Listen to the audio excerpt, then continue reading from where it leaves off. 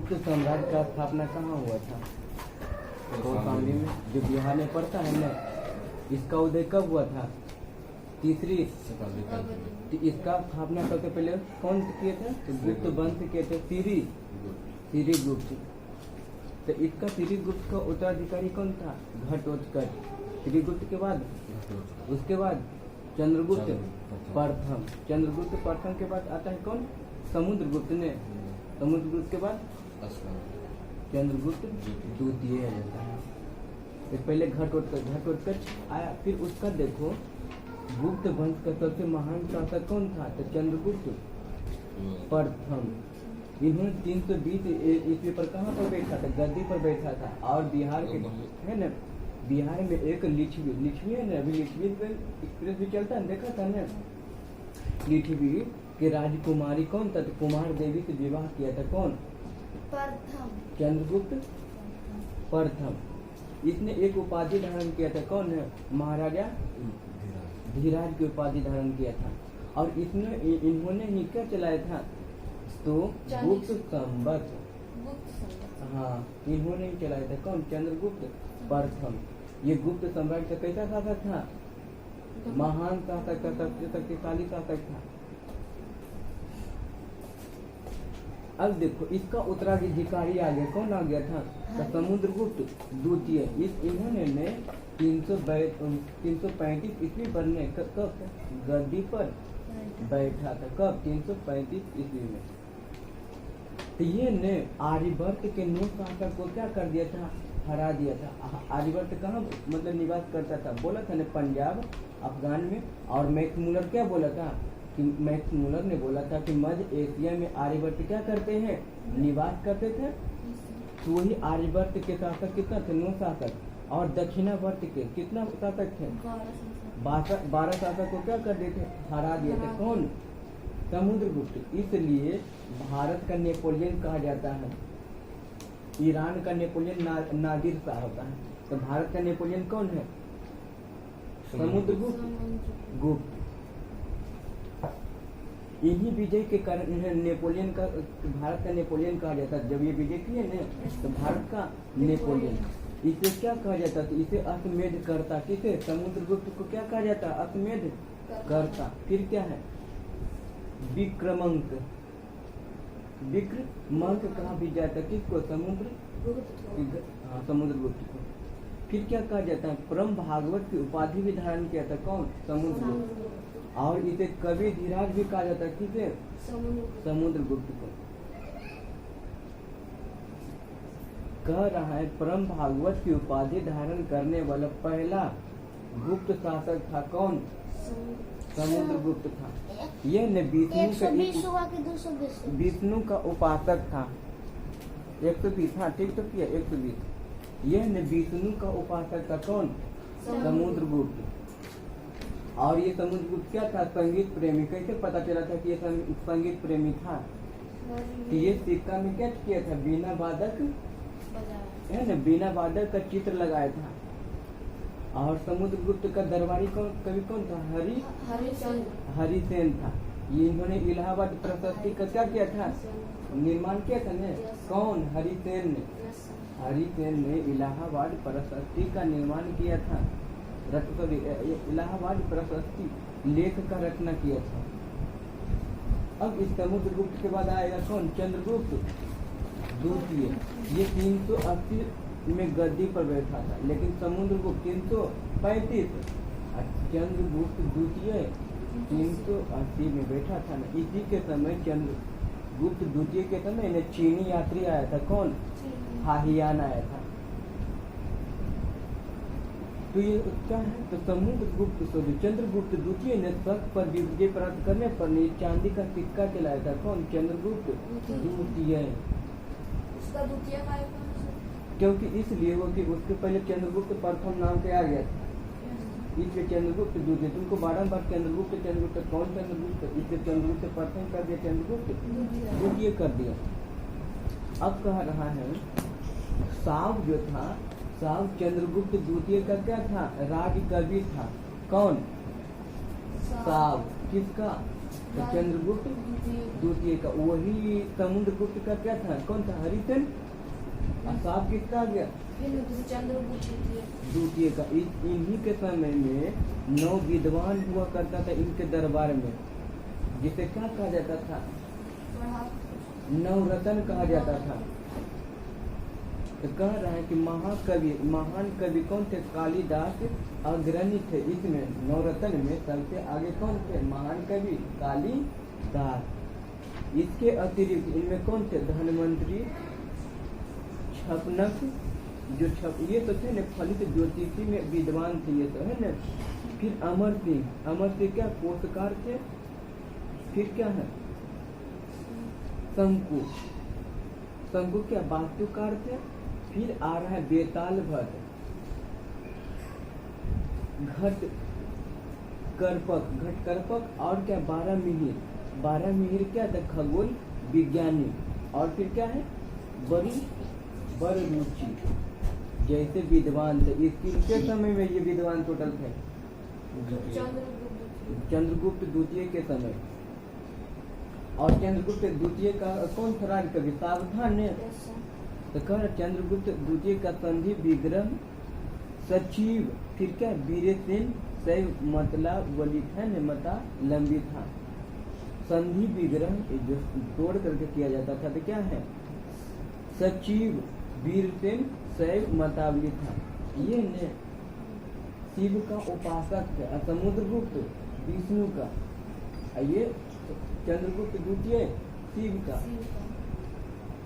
इन्होंने ही उदयगिरी पहाड़ में एक गुफा का निर्माण कराया था। कौन, द्वितीय। क्या जी का निर्माण किया था, उदयगिरी में शिव का वही मंदिर का गुफा निर्माण किया था उदयगिरी में। अब देखो इसके अभी भी है, हाँ।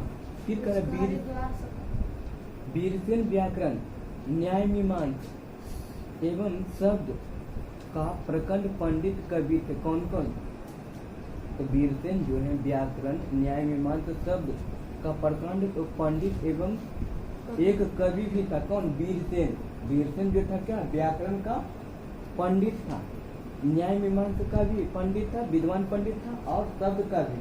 और इसके साथ ये क्या था, एक कवि भी था। कौन, वीरसेन। किसके समय, चंद्रगुप्त द्वितीय के समय। अब चंद्रगुप्त द्वितीय के क्या उत्तराधिकारी आए गए। कौन, तो कुमारगुप्त प्रथम, या उसे क्या कहते हैं, गोविंद गुप्त भी कहते हैं। ये 415 से लेकर के 454 तक राज किया। कौन, कुमारगुप्त या गोविंद गुप्त। ये इन्होंने नहीं बिहार में नालंदा विश्वविद्यालय का क्या किया था, स्थापना किया था। कौन, कुमार गुप्त किया था। फिर कह रहा कुमार गुप्त का उत्तराधिकारी कौन आ गया, स्कंद गुप्त। अब ये देखो 455 से लेकर के 467 ईस्वी में हुआ था। अब स्कंद गुप्त ने गिरनार पर्वत स्थित सुदर्शन झील का पुनरुद्धार मतलब फिर से बनाया था। कौन, स्कंद गुप्त गिरनार पर्वत पर स्थित है। कौन, सुदर्शन झील का पुनरुद्धार किया था। फिर कह रहा कि स्कंद गुप्त ने पर्णदत्त को, एक पर्णदत्त व्यक्ति था। कौन, पर्णदत्त, उसको न सौराष्ट्र का गवर्नर, सौराष्ट्र अभी जो पड़ता है गुजरात में पड़ता है, अभी भी है सौराष्ट्र जिला है, तो वही कह रहा है स्कंद गुप्त ने पर्णदत्त को सौराष्ट्र का क्या बनाया था, गवर्नर। गवर्नर ने राज्यपाल बनाया था।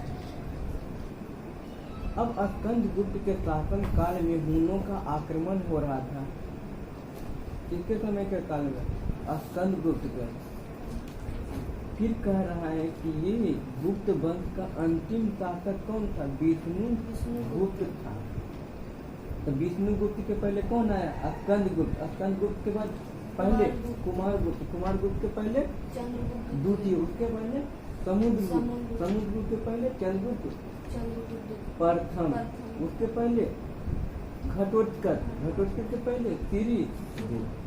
तो यही कह रहा है कि गुप्त वंश का अंतिम शासक कौन था, विष्णु गुप्त।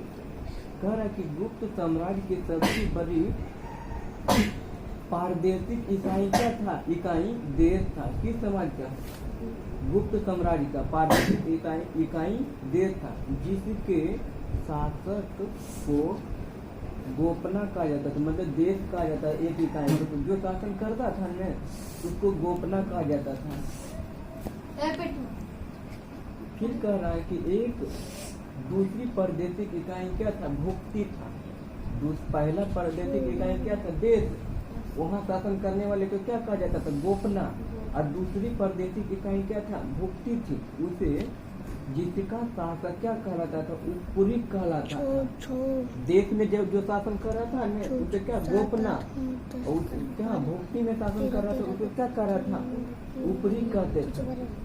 अब देखो भुक्ति के नीचे आता था विषय नामक प्रशासन इकाई होता। भुक्ति के नीचे क्या था? विषय नामक, जिसके शासन करने वाला न उसे क्या कहलाता? विषयपति। अब देखो उसके नीचे आया पुलिस विभाग। पुलिस विभाग के मुख्य अधिकारी को क्या कहता था? दंड पाशिक। पुलिस के मुख्य अधिकारी को क्या कहते हैं? दंड पाशिक कहता था। अभी क्या डीजीपी कहता है। फिर कर पुलिस विभाग के साधारण कर्मचारी को चाट भाट कहा जाता था। साधारण कर्मचारी को पुलिस को, तो पुलिस को उसी तरह से चाट, छोटा में क्या आता है? इंस्पेक्टर आता है, सब इंस्पेक्टर आता है, दरोगा आता है, बड़ा बाबू कहता है ना। तो उसी तरह से उस वक्त कह रहा था कि पुलिस विभाग के साधारण कर्मचारी को क्या कहा जाता था? चाट भाट। अब देखो प्रशासन की छोटी इकाई क्या थी? ग्राम थी। प्रशासन का पूरा प्रशासन भी चल रहा था ना, उसका छोटी इकाई क्या था? ग्राम। ग्राम का प्रशासन ग्राम सभा द्वारा संचालित। ग्राम जो है न गांव, ये गांव का प्रशासन जो चलता था किसके द्वारा? ग्राम सभा के द्वारा चलता था। फिर कह रहा ग्राम सभा का मुखिया ग्रामीण कहलाता था। गांव का जो मुखिया होगा न उसे क्या कहता था? ग्राम सभा। तो उसको ग्राम सभा को गाँव के 5 गाँव से मिलता था न, तो पंचायत कहलाता था। पंचायत का मुखिया अभी है न। उसी तरह से कह रहा कि ग्राम सभा का मुखिया क्या कहलाता था? ग्रामीण। अब फिर कह रहा है अन्य सदस्य क्या है? महतर कहलाते थे। इसका जो अन्य सदस्य होता था वो क्या कहलाते थे? महतर कहलाते थे। अब देखो ग्राम क्या करा? ग्राम समूह की छोटी इकाई को पेट कहा जाता था। चलो फिर उल्टा कर लेते हैं। अन्य सदस्य को क्या कहता था? महतर। अब ग्राम सभा के मुखिया को क्या कहता था? ग्रामीण। फिर ग्राम के प्रशासन क्या? ग्राम का प्रशासन ग्राम सभा। ग्राम का प्रशासन क्या? ग्राम सभा। फिर कह रहा कि प्रशासन की सबसे छोटी इकाई क्या है? ग्राम। और प्रशासन का जो होता था क्या? कर्मचारी को चाट बाट कहता था न। फिर कह रहा पुलिस विभाग के मुख्य अधिकारी को क्या कहता था? दंड पाशिक कहता था। चलिए इसके पहले एक बताए थे क्या थी? वैदिक सभ्यता कब से कब चल रहा था? 1500 ग्रीक वैदिक 1500 से लेकर के 1000 तक चलता था न। 1000 से लेकर के 600 ईस्वी पूर्व क्या चलता था? नहीं, उत्तर वैदिक काल चलता था। इन्होंने ही इसमें मैक्स मूलर क्या कहा था कि आर्य जो निवास करता था मध्य भारत में, लेकिन आर्य सर्वप्रथम क्या बताए थे कि पंजाब और अफगानिस्तान में बसे थे।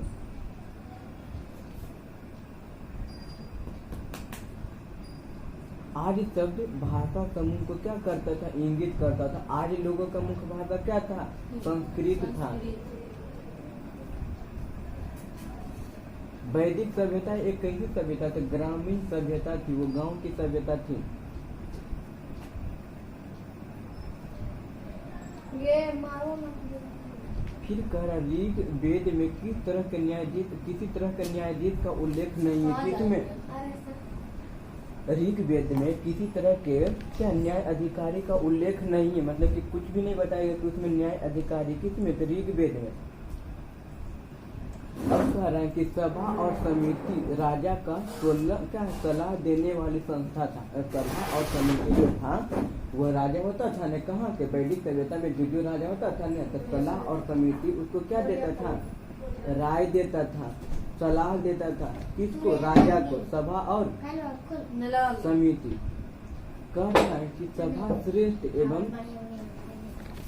संभ्रांत लोगों की संस्था है, जबकि समिति जनता का प्रतिनिधित्व करता था। देखो सभा क्या बोल रहा था? सभा ने श्रेष्ठ एवं संभ्रांति लोगों की संस्था है, मतलब बड़े बड़े आदमी उसमें रहते थे। किसमें? सभा में। जो समिति से जीत करके जाता था वो क्या? सभा में जाता था। फिर क्या कह रहा है? जबकि समिति सामान्य जनता का प्रतिनिधित्व करता था। कौन? समिति। कह रहा है इसके अध्यक्ष को ईशान कहा जाता था। किसके अध्यक्ष को? तो समिति के अध्यक्ष को ईशान कहा जाता था। कह रहा स्त्रियां सभा और समिति में भाग ले सकती थी। ये सभा और समिति क्या है? तो सभा और समिति ने राजा को सलाह देने वाला एक संस्था था। तो सभा में कौन? श्रेष्ठ एवं संभ्रांत लोग की संस्था था। किसमें? तो सभा में श्रेष्ठ और संभ्रांत लोगों की संस्था था। समिति क्या था? तो समिति जनता के प्रतिनिधित्व करने वाला था। समिति में क्या था? जनता का बात, वही प्रतिनिधित्व नहीं, जनता का बात रखा जाता था। किसमें? समिति में। फिर कह रहा है युद्ध में काबिले का नेतृत्व राजा करता था। युद्ध में काबिले का नेतृत्व कौन करता था?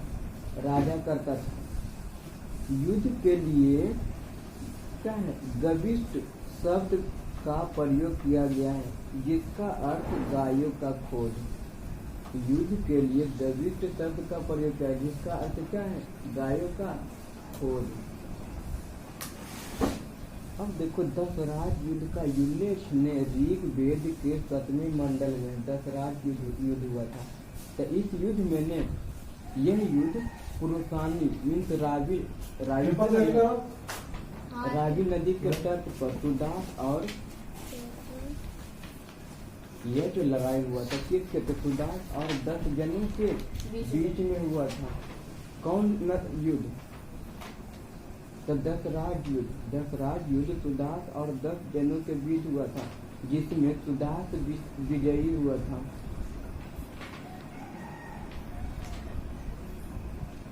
कह रहा उपनिषदों की कुल संख्या कितना है? तो 108। जिस तरह से कहते हैं 3 108 है, तो उसी तरह से उपनिषद की संख्या कुल कितना है? 108 था। और क्या करा? महापुराणों की संख्या 18 और वेदांग संख्या कितना है? 6। महापुराणों की संख्या कितना बोले हैं? 18। वेदांत की संख्या कितना है?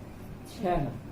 फिर कह रहा उपनिषदों की संख्या कितना है? 108 उपनिषद की संख्या।